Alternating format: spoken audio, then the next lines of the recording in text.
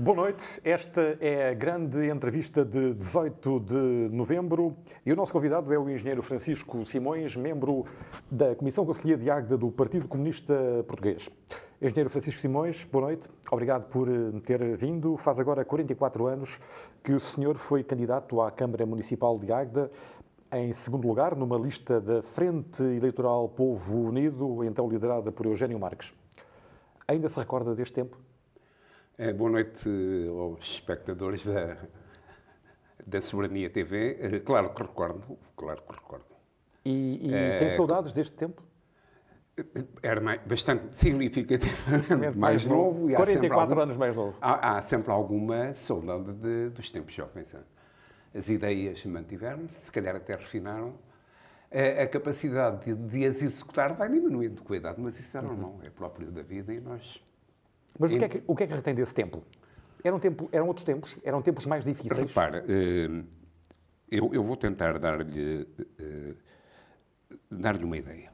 Eu fui neto de um velho democrata de Águeda, que foi diretor do jornal Independência de Águeda, o Celestino Neto, que era um homem profundamente democrata.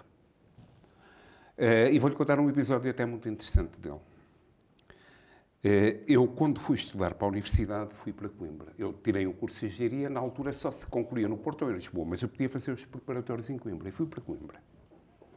E fui para Coimbra para uma república, onde havia alguém de Águeda. O Dr. Silva Pinto, já falecido, esteve nessa república.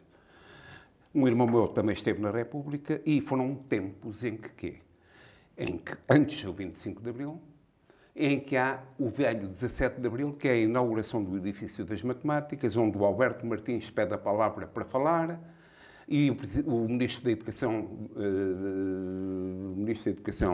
não era o Veiga Simão, era o... Eu já lhe digo depois. É o pai do jornalista também, e irmão de um escritor que já morreu. Mas pronto, o Ministro da Educação do Salazar disse que lhe dava a palavra no fim de falar o seu reitor e, entretanto, levantam-se todos e vêm embora. E inicia-se em Coimbra a crise académica que levou à greve a exames de 90% dos alunos. Eu, na universidade, chumbei um ano, foi no meu primeiro ano. Porque só fiz uma cadeira que era desenho de construções mecânicas. Porquê? Porque era uma cadeira que se fazia com as aulas e não com os exames. Ora bem, isso foram momentos de luta. Antes disso acontecer, o regime fascista tinha proibido eleições para a Associação Académica de Coimbra. Eu, como estive numa república, participei em conselhos de repúblicas, no meu ano de caloiro, que tivemos reuniões, dezenas de reuniões até às 5, 6 da manhã e conseguiram-se eleições para a Associação Académica e há eleições e quem ganha é uma lista unitária, de esquerda, democrática. Claro, com gente de várias tendências, mas, enfim, gente que repudiava um bocado aquilo que hoje toda a gente repudia. Mesmo sem ter vivido, que tenha alguma informação. E então, há essa eleição, há esse episódio e há greve a exames. E o meu avô escreveu-me uma carta que me desapareceu, que eu tenho uma pena terrível, a dizer-me, era o neto mais velho, que admirava muito a nossa luta. O meu avô esteve deportado nos Açores, pelo regime fascista. Pouco tempo, não foi daquelas vítimas que sofreram, mas esteve deportado. E o meu avô escrevia e dizia-me numa carta que estava de alma e coração com a nossa luta, que apoiava isto, aquilo e aquilo outro, mas pediu-me um favor. Vocês respeitem a figura do Presidente da República. Não é o Tomás, a abóbora do Tomás, mas respeitem, por favor, a figura do Presidente da República. Ora bem, isto para mim mostra uma sensibilidade muito grande. Isto para mim foi também um marco na minha vida. Além de eu já ter ideias e convicções e ter participado em lutas, como lhe disse, no Congresso da Oposição Democrática de Aveiro, que ainda não andava no liceu ainda, isto caiu-me muito profundamente. Ora bem, a partir daí, o que é que acontece? Estive numa república onde construímos coisas muitíssimo interessantes. Ainda hoje é uma república em Coimbra que é um exemplo. Eu dei o meu contributo modesto, mas foi, de facto, na geração em que eu lá estive, não por mim, mas na geração em que estive, que aquilo deu uma volta completa. E pronto, e conheci gente com uma formação. Gente, olha, um tio da Catarina do Bloco, é um grande amigo meu, esteve comigo na República, é como um irmão meu. É um tipo extremamente culto. São tipos que andavam em engenharia e tinham lido essa, e tinham lido a obra toda, não eram de letras, tinham lido a obra. Eram gente com uma formação muitíssimo grande. E sabe que estas coisas vão, enfim, funcionando, vão-se criando amizades cada vez mais profundas e depois há uma coisa. Há uma luta que nos parece a nós, porque também houve quem passasse por lá e se afastasse, uma luta justa. A luta da minha vida, eu estou perfeitamente satisfeito com a minha vida, tanto profissionalmente. Tenho uma empresa aqui em Águeda, muita gente não sabe o que é que faço, mas não importa para aqui, que eu também nunca disse a ninguém. Não me vanglorio de... Depois é assim, digo se quiser. Estou satisfeito com a família. Tenho filhos, tenho 2 filhos, um casal, engenheiros, trabalham comigo.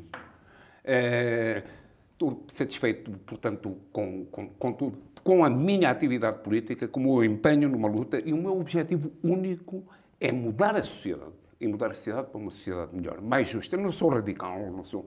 E no PC há uma imagem muito deformada sobre o PC, mas nós vamos ter a oportunidade de continuar. Eu acho que já foi muito longo nesta introdução. Claro que vamos.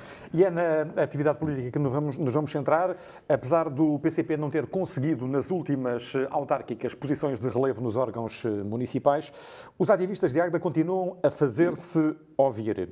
E pergunto-lhe, é mais difícil fazer-se política quando se está afastado destes órgãos?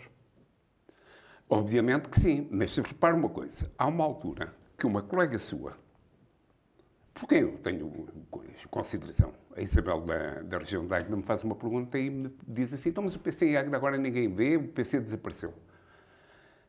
E eu depois respondi-lhe, desapareceu não, o PC não desapareceu, o PC anda a lutar há 100 anos.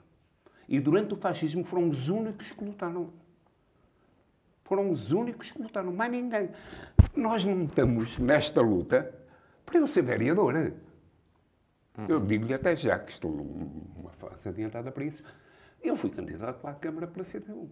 E agora para nós, muito intimamente, se eu fosse eleito, tinha que dar uma cambalhota muito grande que não tinha vida para aquilo. Pronto. E, portanto, eu não estou estou nesta luta por uma causa. Que entendo que haja gente que não concorda. Claro que entendo.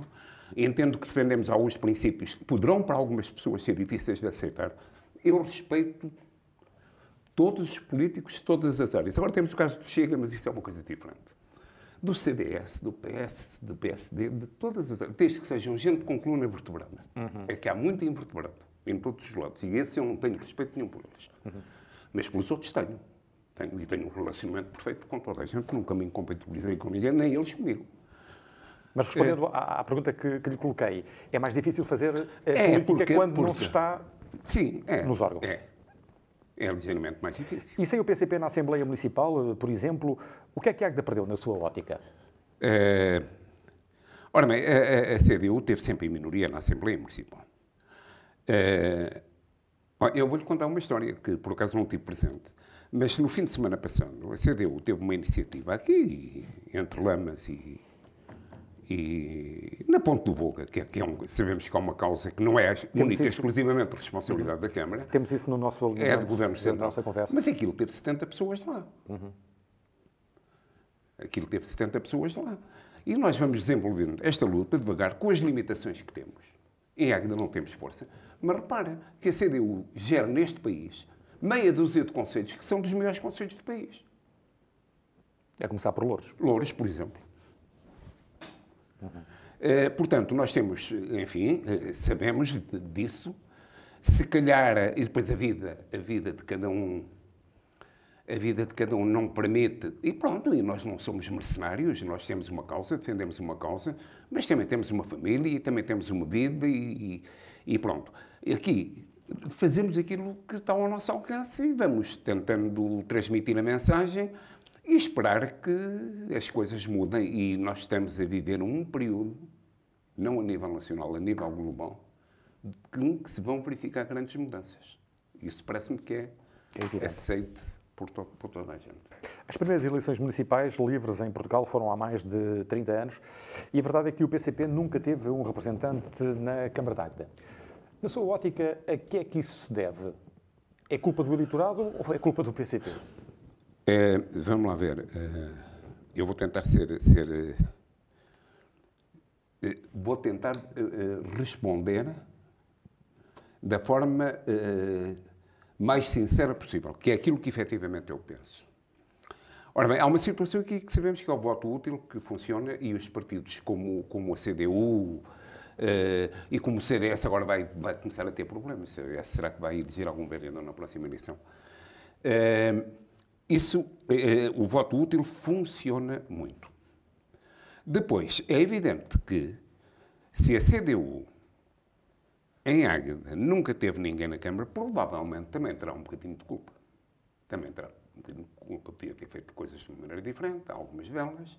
Portanto, não vamos aqui de forma... Nós não somos profissionais da política. Porque esta Frente Eleitoral Povo Unido, em 1976, já na altura, conseguiu 1.208 votos, só menos 4.500, sensivelmente, que a lista do PPD-PSD, liderada pelo saudoso Valdemar Cardoso Alves. Sim. E a verdade é que daí para cá não houve grande evolução neste número. Sim, houve até decréscimo, tem havido. Decréscimo, exatamente. As razões desse decréscimo, como lhe disse, se começarmos a ver eleição a eleição, há a situação, efetivamente, nós aqui em Águeda temos um conselho que, durante muitos anos, foi liderado pelo PSD e pelo PS. Creio que foram os únicos partidos que tiveram a presidência da Câmara. O CDS teve uma representação mais significativa, mas nunca teve a liderança da Câmara. E depois as coisas começam-se um bocado a polarizar. E houve um fenómeno nas últimas eleições, mas que é um fenómeno completamente atípico.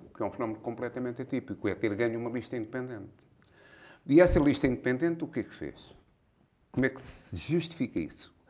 A nós fez que baixássemos, mas quer dizer, nós já estamos naquele limiar que sabemos que poderemos vir a subir e iremos fazer alguma coisa por isso, mas sabemos que seria extremamente difícil eleger alguém. O que é que aconteceu ao CDS? O PSD, quantos vereadores tem? O CDS, quantos tem? Não tem nenhum neste momento. Pronto. Como é que isto acontece? Portanto, o eleitorado... Eu não vou dizer que o eleitorado que é burro. Eu vou dizer, quando muito, e aí acho que o eleitorado muitas vezes está mal informado. Isso é verdade. E não estou a dizer isto para ser simpático. Não é para ser simpático, é porque efetivamente está mal informado. Não é burro. O eleitorado, no final, acaba por ter sempre razão. E vota, tanto a nível local como a nível nacional, vota com... Como é que eu vou dizer? Eu acho que a formação política do povo português é uma formação débil. E as pessoas, quando votam no partido A ou no partido B, não é de certeza para votarem em alguém que lhes vai resolver favores ou isto ou aquilo. É porque, enfim, não têm ainda a estrutura, a bagagem e a força para dizer alto que isto está mal, isto tem que mudar e é preciso que haja uma mudança num sentido diferente. Isto acontece a nível nacional e acontece a nível local. Mas como diz a música, o povo é quem mais ordena. Sim, nós respeitamos isso, sempre respeitamos. Ouve-se dizer que o PCP já não é aquilo que foi nos tempos em que teve protagonistas em Águeda como David Valente Almeida, Edmundo da Fonseca, Paulo Sucena, Júlio Balreira e outros, nos quais se inclui, verdade seja dita, o engenheiro Francisco Simões. É o PCP de Águeda a ir na corrente do que se vislumbra a nível nacional, a perda de influência do Partido Socialista? Do Partido Comunista, desculpe? Vamos lá ver. Falou aí no engenheiro David Valente Almeida, que foi um candidato, mas foi um social-democrata, sempre foi. E é uma pessoa que eu, conhecendo bem, tive nessa altura o privilégio de conversar com ele. Até porque ele tirou o mesmo curso que eu, também em Lisboa, no técnico, uns anos antes de mim. E chegámos a ter conversas muito interessantes de política e de outras coisas. Mas o engenheiro David Valente Almeida era um homem que, enfim, com o seu feitio próprio, que teve uma empresa, que tinha trabalhadores que gostavam muito dele, que tinham outros que diziam que ele era um bocado rude e agressivo, e isto e aquilo, e aquilo outro, e por aí fora. Foi um homem que foi Presidente da Assembleia Municipal de Águeda, pelo PSD. E foi um homem que gostou da sua terra e com o seu feitio, e em determinada altura, aceita ser candidato pela CDU. Mas não podemos, e ele se me tiver a ouvir, dá-me razão, ele nunca foi um comunista. E na CDU há muita gente que não é comunista. Mas é que há mesmo. É que há mesmo. Claro que, em termos de partido político, é evidente que é o Partido Comunista que mais força tem na CDU. Agora, falou aí numa série de nomes que foram nomes em Águeda que, durante tempo... que foram protagonistas. Protagonistas. Eu não sei se vou ser aqui indiscreto, se não, mas repare, da gente que referiu, houve uma altura que houve muita gente que se afastou do partido e saiu e depois arrependeu-se, porque aquilo não deu nada. O Paulo Sena, creio que ainda é militante do PCP. E o Gil Barreira também. Ou seja, afastaram-se. Não, porque o PCP é um partido de militância.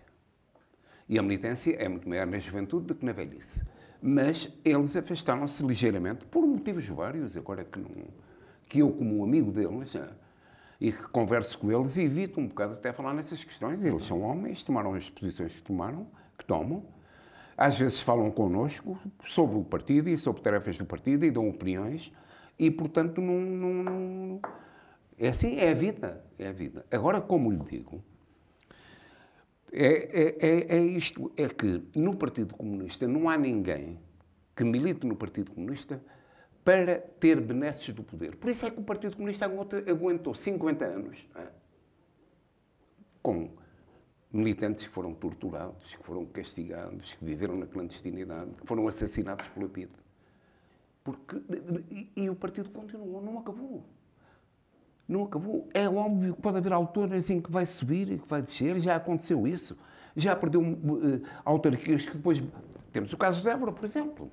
Teve em Évora muitos anos. Perdeu a Câmara de Évora e nas últimas voltou a ganhar. Portanto, há situações que influenciam esse tipo de decisões e de subidas e descidas que são complexas e difíceis de explicar. Agora, uma coisa que é importante que se diga, porque é que se o PCP tivesse a perder influência, porque estava a mudar... O PCP é conhecido por ser um partido ortodoxo, de princípio rígido, mas também é um princípio que toda a gente o diz. E viu-se agora, quando foi da festa do Avante, com muita gente a dizer que o PCP é um partido que diz que é assim, nem precisa de papéis assinados e cumpre escrupulosamente tudo aquilo que acorda. Portanto, é um partido com princípios. E esses princípios mantêm-se há muitos anos. E se eu visse que o PCP estava a abdicar desses princípios, isso era motivo para eu me afastar. Há outros que se afastam por outros motivos.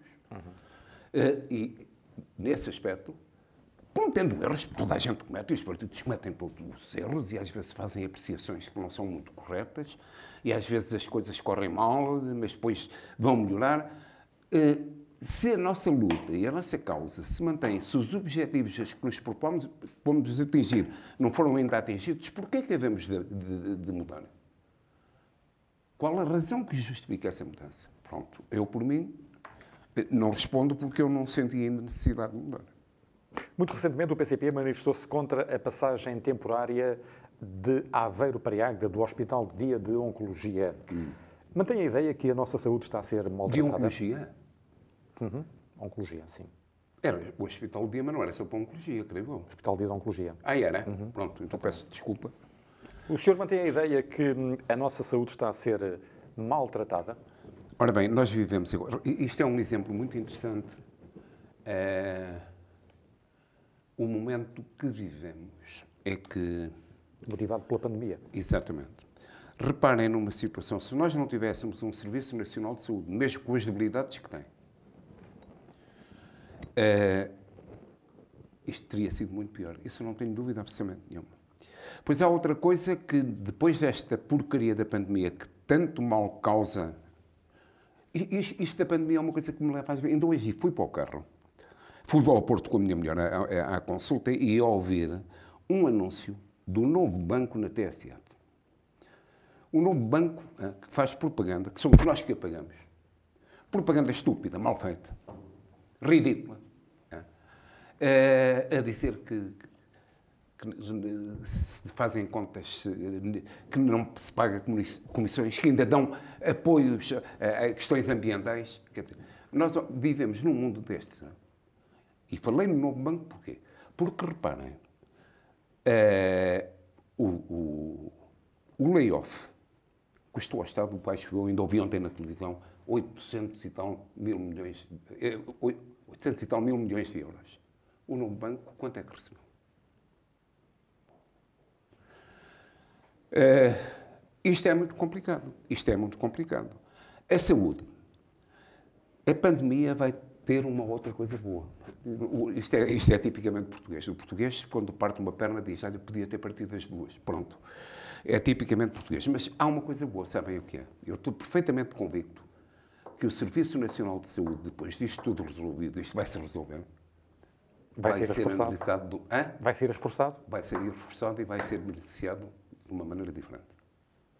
Porque nós, apesar de tudo, e são as estatísticas que o dizem, nós, apesar de tudo, e da nossa, como é que se diz, enfim, pobreza europeia, pobreza é outra coisa. Nós temos dos melhores serviços nacionais de saúde do mundo. Os indicadores vão para aí. Os indicadores vão para aí. E quem passa por lá sente isso na pele. Pronto.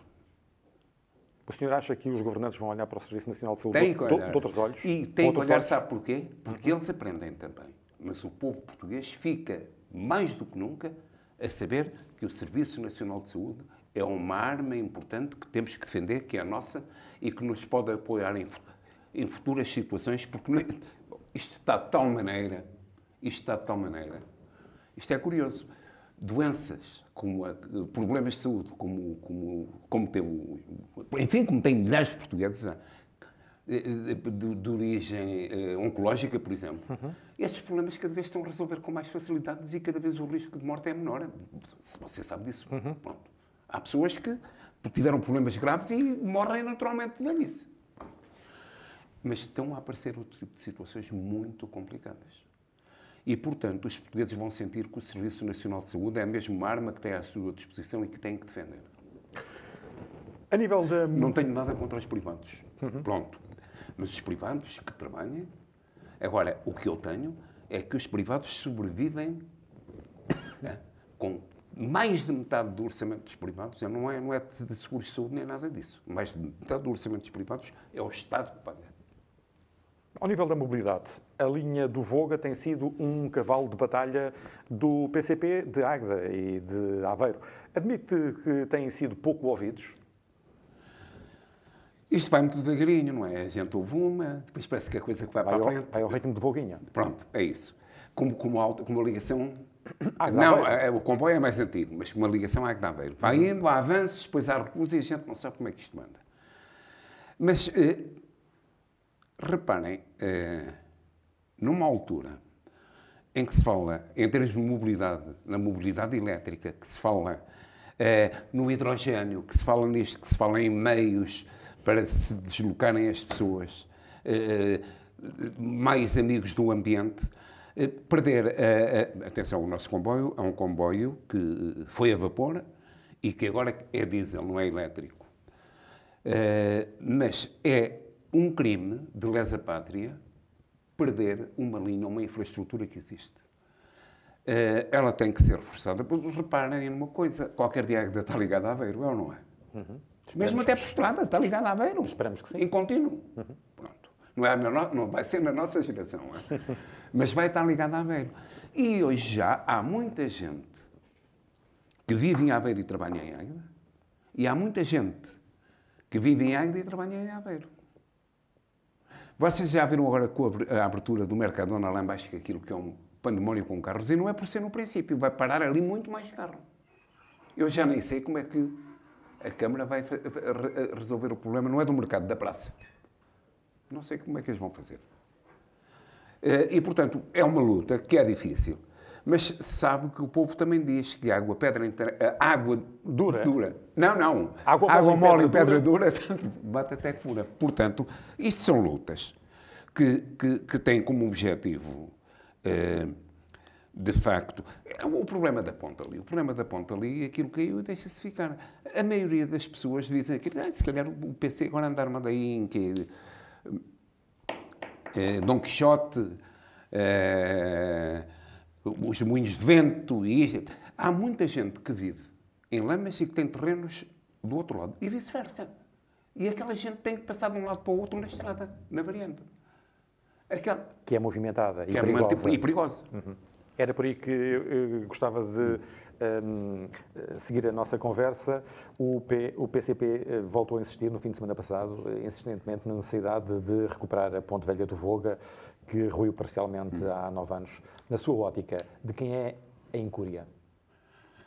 Ora bem, aqui há uma responsabilidade da Câmara, mas que é uma responsabilidade menor, porque a responsabilidade da Câmara não é o fazer ou não fazer a obra, porque a obra não é competência, portanto, não está atribuída à Câmara a obrigatoriedade de fazer a obra.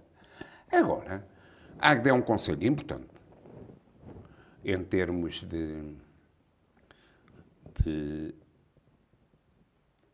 de contributo que dá à nação, ao resto do país, através dos impostos, através da atividade industrial que desenvolve, através das exportações que as empresas do Conselho têm. A Águeda é um conselho com importância. E a Águeda tem sido, ao longo destes anos todos, vai-se fazendo uma coisa ou outra, mas quer dizer, olha, a ligação da Águeda a Aveiro não acontece. Nós vimos uma rede de autoestradas ali para cima. Nós temos algumas autoestradas que não têm trânsito, tráfego absolutamente nenhum.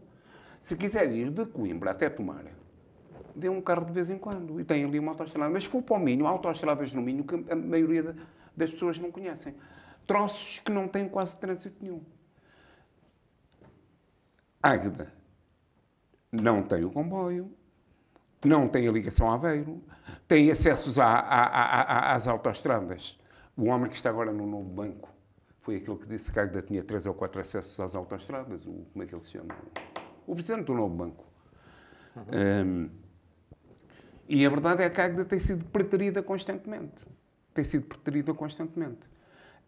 A culpa e a responsabilidade maior é do Governo Central, é do Poder Central. Mas a Câmara devia ter uma pressão muito mais forte, muito mais incisiva, sobre o poder local, responsabilizando por situações que acontecem. Por falar em Câmara, que análise é que faz à governação dos Juntos na presidência da Câmara da Águeda desde outubro de 2017? Eu não vou ser exaustivo, vou ser até rápido nesta resposta, mas vou tentar transmitir uma. Quando esta lista foi eleita, claro que civilizadamente se deu os parabéns, se desejou uma boa governação, mas eu disse logo que a democracia faz com os partidos políticos, porque repara, não há ligação orgânica, aquilo vai-se esfrangalhar já nas próximas eleições. E, portanto, o que é que acontece? Não há responsabilidades, enfim, não se conhece nenhuma gestão de independentes numa autarquia de dimensão que tenha sucesso, não se conhece.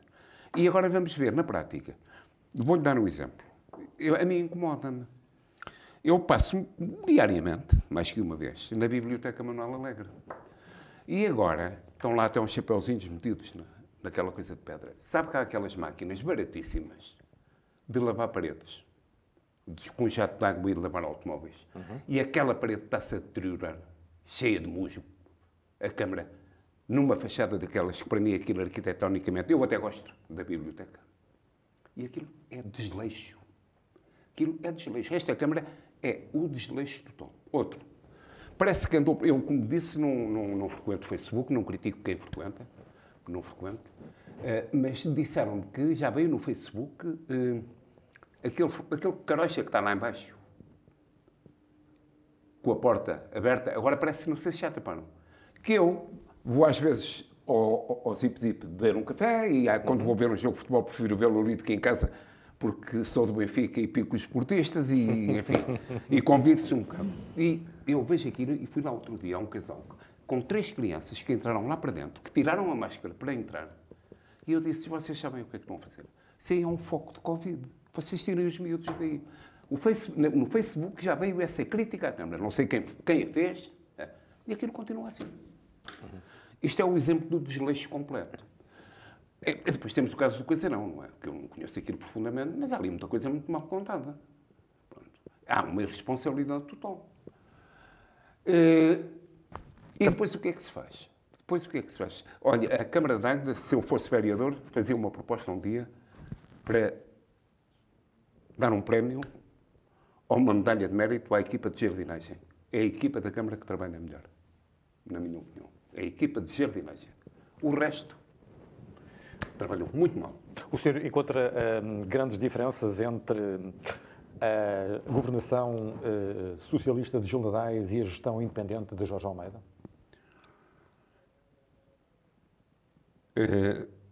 Quer traçar os tempos uma comparação? são diferentes. Os tempos são diferentes. O Gil Nadais também fez algumas asneiras, mas, enfim, o Gil Nadais teve aspectos positivos e aspectos negativos. Houve um aspecto que ele teve, que, pronto, enfim, estamos já a pagar, se calhar, isso. A SACTI, mas ele também não sabia. As coisas acontecem, portanto, foi uma fatalidade. A SACTI custou uns milhões grandes ao Conselho de Águeda e aquilo não sei o que é que vai dar. Portanto, terá sido um erro de apreciação, é que havia a indicação de que aquilo que seria uma coisa, quantos postos de trabalho que criariam e tal. Isso foi um flap do executivo anterior. Mas o Gil Nadais fez trabalho com alguma importância e com mérito, que tem que ser reconhecido. É claro que eu não posso, politicamente até, estar a elogiar o Gil Nadais e dizer que ele que é o melhor presidente da Câmara de Águeda. Ou que votem nele num próximo mandato se ele for candidato. Não posso dizer isso. Mas relativamente ao Jorge Almeida, eu preferi o Gil Nadais de longe. Teimosos os dois, mas o Gil Nadais talvez mais consequente, com uma visão mais larga, o que me espantou, mas uma visão mais larga das coisas. E, portanto, é isso que lhe digo. É isso que lhe digo. Esta Câmara acho que está a satisfazer muito poucos municípios. O trabalho desenvolvido por este Executivo. Foi à festa do Avante? Já fui muitas vezes, não fui este ano. Porquê é que não foi? Não foi por causa do Covid. Porque já não fui há 2, 3 e 4 anos. Mas posso concluir que não concorda que o evento se tenha realizado em tempo de pandemia? Olha, podemos dar um salto.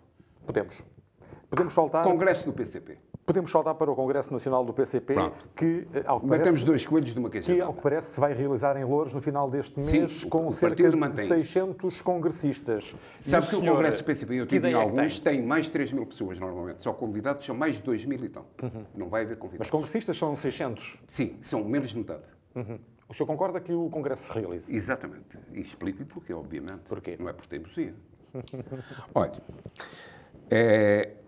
o PCP vai fazer 100 anos, está no 100º aniversário. O PCP realizou de 57... Eu fiz estas contas hoje, já contava com esta. De 57 em 57 meses, um congresso. 57 meses são 4 anos e muito.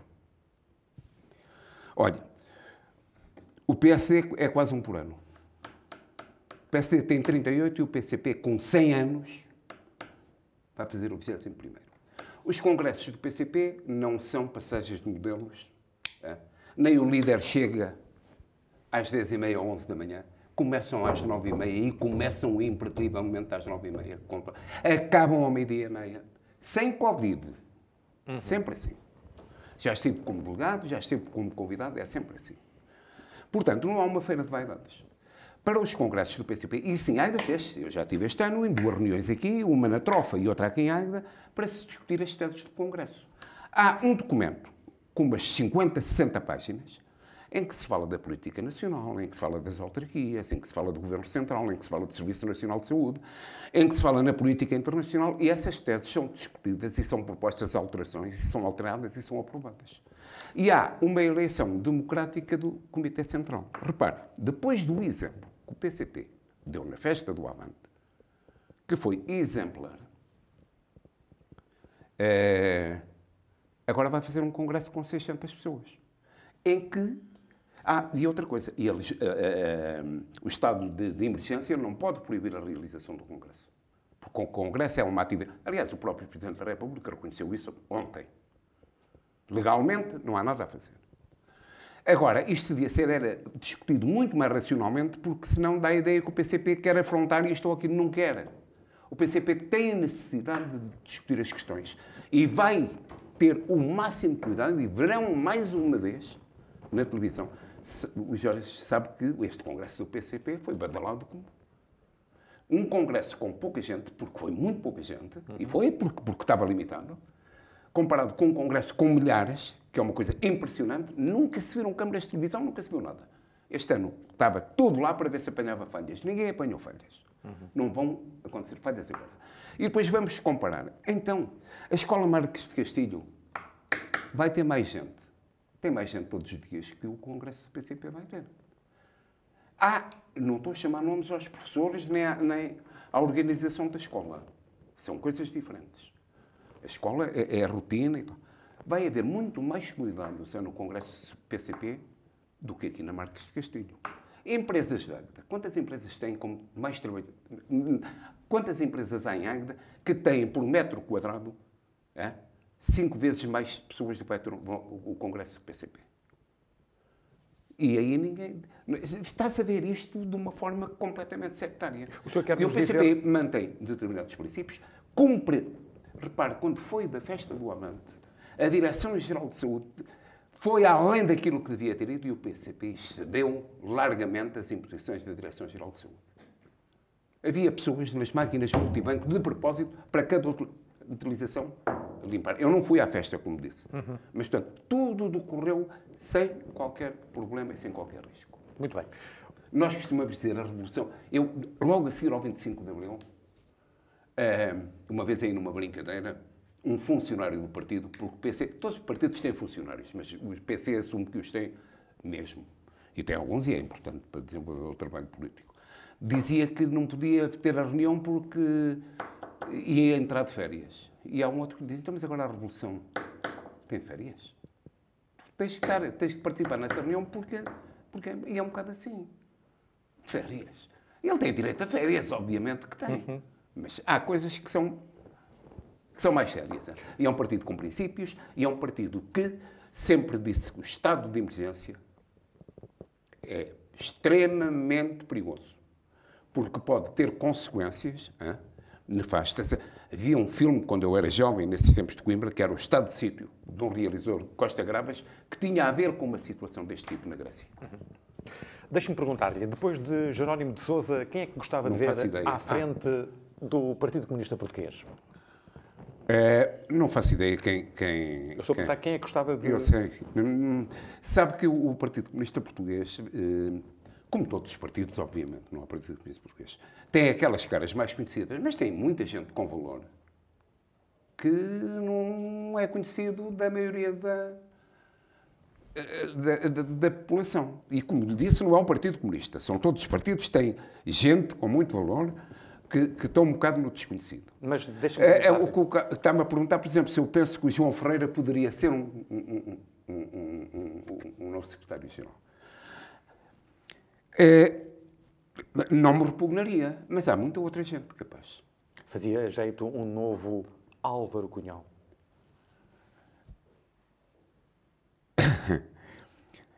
Eu agora não percebi a intenção da sua pergunta, porque acha que o Cunhal que era um tipo duro? Não, foi um líder carismático do Partido Comunista Português. Sabe que o Cunhal talvez o mais carismático... O Cunhal já almoçou em minha casa. Talvez o mais carismático... O Cunhal era uma figura de uma simpatia extrema.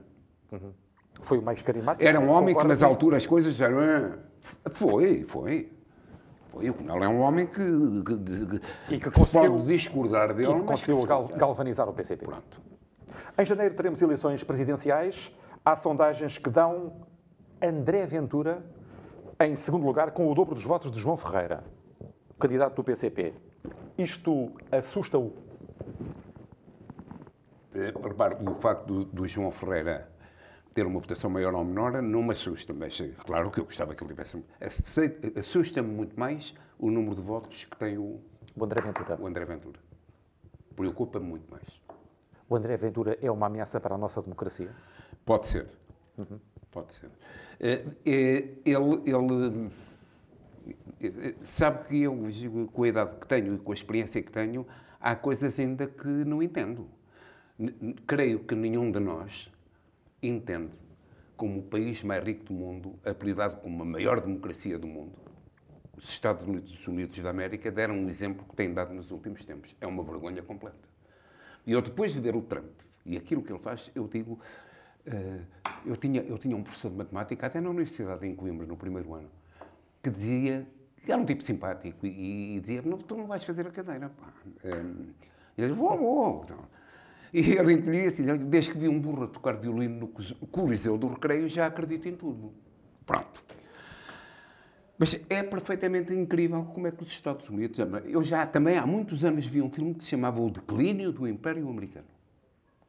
Se procurarem na net, leiam que vem lá ter lá a informação. Mas há mais de 30 anos que o filme tem.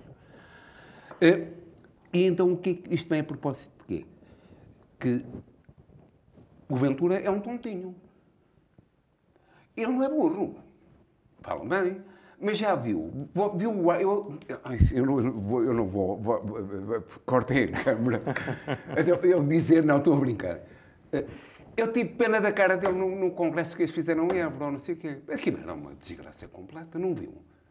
Que ele apresenta uma moção 3 vezes até ela ser votada. Aquilo não pode ter futuro.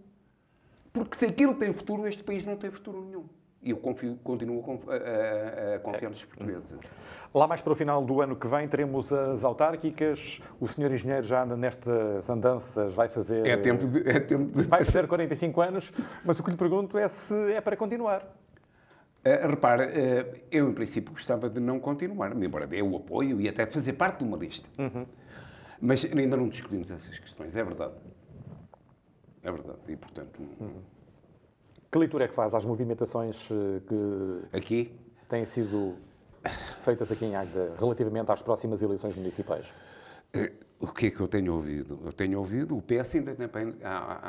É que repara, a CDU, nisso tem uma tarefa mais fácil. Não é?